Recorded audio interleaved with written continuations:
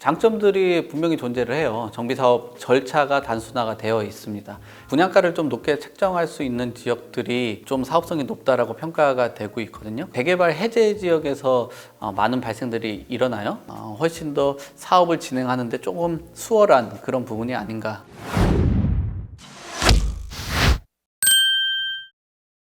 안녕하세요. 오늘도 함께하고 있습니다. 도시화경제 송승현입니다. 일단 가장 크게 보면은 집값 폭등이라고 봐야 되겠죠. 가로주택 정비 사업을 대한투자처 아니면은 대지장만을 위한 그런 방법으로 생각을 한다라고 볼 수가 있겠습니다. 장점들이 분명히 존재를 해요. 정비 사업 절차가 단순화가 되어 있습니다.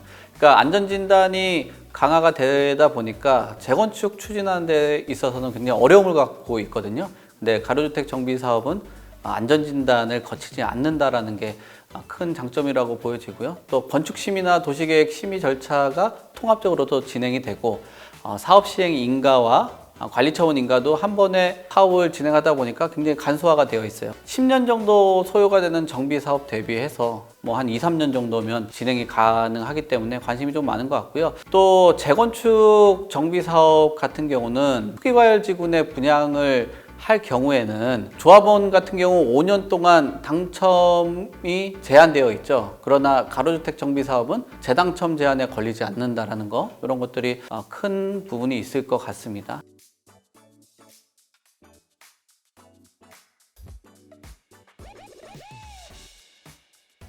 가로주택 정비 사업도 일반 정비 사업하고 동일하다고 보셔야 될 것 같습니다. 분양가를 좀 높게 책정할 수 있는 지역들이 좀 사업성이 높다라고 평가가 되고 있거든요. 강남권, 그러니까 서초, 방배 이런 지역들, 뭐 대치동을 포함해서 다양한 지역들이 사업성이 좀 높아 보인다라고 보여지고요. 마포권역을 보면은 망원동 일대, 이 지역도 상당 부분 괜찮을 것 같고요. 또 목동 일대, 관동 지역들, 이 지역들이 좀 유망하고 사업성이 좋아 보인다라고 보여집니다. 수도권을 살펴보시면은 성남이나 은행 이동 이런 지역들도 사업성도 좀 높고 추진에 대한 그 열의도 분명하게 존재하는 곳이다라고 평가를 해볼 수가 있겠습니다.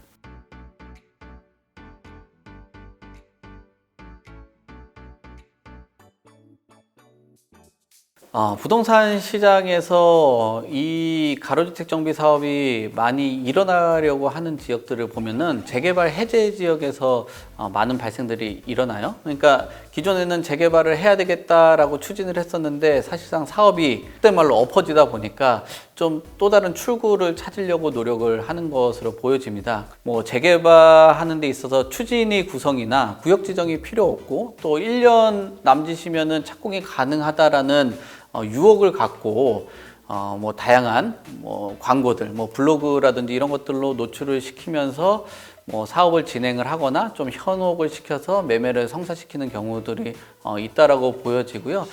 사업이 추진하다가 또 중간에 멈춰서는 그런 현장들도 있거든요. 그런 것은 처음부터 사업성이 나오지 않는 현장의 가능성이 높아요. 그러니까 이런 곳들이 투자 유망 지역이라고 한다고 해도 주의를 기울일 필요가 있고요. 또 재개발 구역이 해제되면서 부동산 가격이 폭락한 지역인데 가로주택 정비 사업으로 다시 붐을 일으킬 수 있다는 이슈를 얘기하면서 뭐 불순한 의도를 갖고 접근하려는 자들이 일정하게 있기 때문에 항상 이것을 뭐 광고로서만 보는 것도 중요하겠지만 그 지역의 사업성이라든지 제가 아까 지적을 한 것처럼 분양 가격이나 분양 성과가 일어날 수 있는 그런 지역들 위주로 판단을 해야 되지, 사업성이 결여된 지역에 단순히 광고에 현혹된다라면은 뭐 현혹한 사람의 문제도 있겠지만 투자자 본인에게도 약간의 잘못이 있는 거겠죠.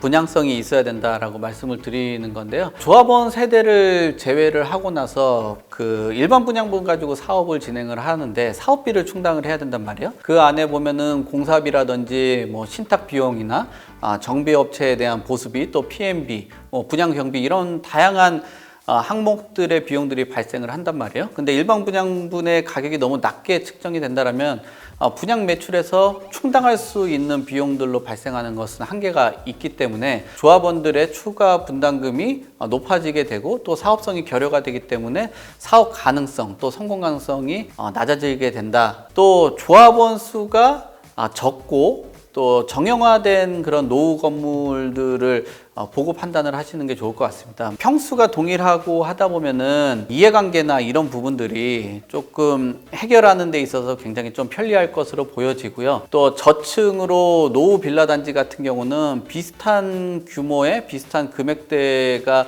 있기 때문에 조합원들의 의견 수렴도 굉장히 수월할 것으로는 보여집니다. 근데 여기서 문제는 뭐냐면은 가끔 그런 경우들이 있어요. 본인 세대들만이 뭐 일조권이 굉장히 좋고 뭐 굉장히 가깝고 하기 때문에 특별한 평가를 요구하는 경우들도 있을 것으로 보여지고요. 또 찬성을 하는 사람들이 굉장히 많이 있는데도 불구하고 나는 뭐 양도세가 좀 부담스럽다, 아니면은 최근에 인테리어를 해서 집을 수리를 했는데 이것을 너무 헐값에 매각을 하는 것 같다라는 뭐 부담스러운 가격이다라는 것을 제시하는 경우도 있고요. 또 임대주택에 등록이 되어 있기 때문에 벌금들이 나올 수 있기 때문에 이런 것들을 지원을 해달라는 경우들이 있습니다. 뭐 여러 가지 이해관계가 있다라는 것을 인지를 해 주셔야 조금 저층 노후 빌라 단지 이런 지역들이 훨씬 더 사업을 진행하는데 조금 수월한 그런 부분이 아닌가. 또 하나 유의를 해보셔야 되는 것들이 상업 비율들이 좀 많이 들어가 있는 가로 지역들이 있을 거예요. 그런 지역 같은 경우는